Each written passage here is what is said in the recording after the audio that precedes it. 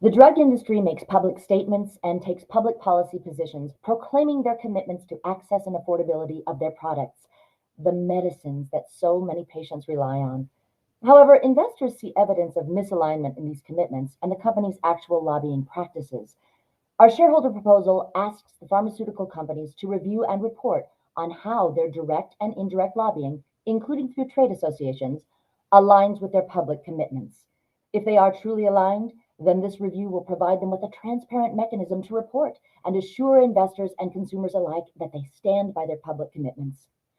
These companies often conduct lobbying activities via their trade associations, and we note that pharma spent over $30 million in lobbying in 2021. Pharma directly lobbied against H.R. 3, the Lower Drug Costs Now Act.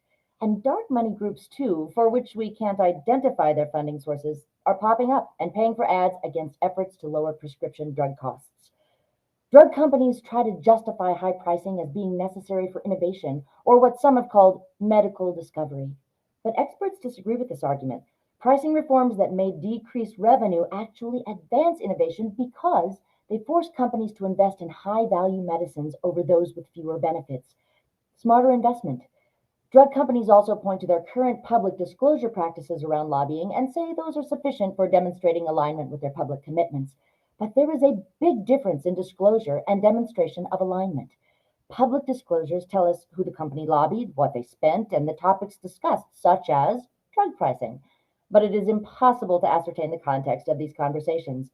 Was drug pricing discussed in the interest of expanding patient access and affordability? Or was it done to preserve financial mechanisms that the companies claim as lifelines for innovation?